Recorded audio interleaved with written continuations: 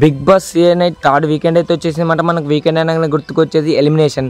And ఈ ఎలిమినేషన్లో వచ్చేసి మనం నాగమణికంట వచ్చేసి ఎలిమినేట్ కావడం జరిగిందన్నమాట థర్డ్ వీకెండ్లో. అండ్ అది ఎలాగంటే అండ్ తిను వచ్చేసి అండ్ సింపతి యాంగిల్ ట్రై చేస్తూ లవ్ ట్రాక్లు నడుపుతూ అండ్ మ్యారేజ్ అయినా కూడా ఇలా మొత్తం చెత్త అవుతాడు, మొత్తం బ్యాడ్ నేమ్ వస్తుంది నాకు అన్నట్టు అయితే ఈయన ఓటింగ్ పోల్లో లాస్ట్లో లేకుండా కూడా ఈయనైతే ఎలిమినేట్ అయితే చేయడం జరుగుతుంది థర్డ్ వీక్. అండ్ మణికంట మొత్తం డిసిజన్ ఎలా ఉందో మొత్తం హగ్గులకైతే పరిమితం అవుతాడు. ఇలా ఉంటేనే ఆయనకు ఫ్యామిలీ కలవదు, ఆయన మొత్తం బ్యాడ్ నేమ్ అయితే ట్రోల్కి అయితే గురవుతాడని అయితే నా బిగ్ బాస్ టీమ్ అయితే ఆలోచించి ఆయన ఎలిమినేట్ చేయడం జరిగింది.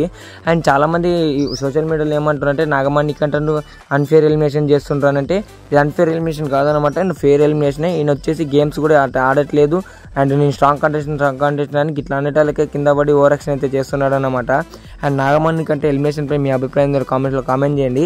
అండ్ నాగమణికంట వచ్చేసి ఎలిమినేట్ కావడంపై ఆయన ప్లస్ పాయింట్ అనమాట. పాజిటివ్ మీద మ్యాక్సిమం పాజిటివ్ నెగిటివ్ మీద పోతున్నాడు.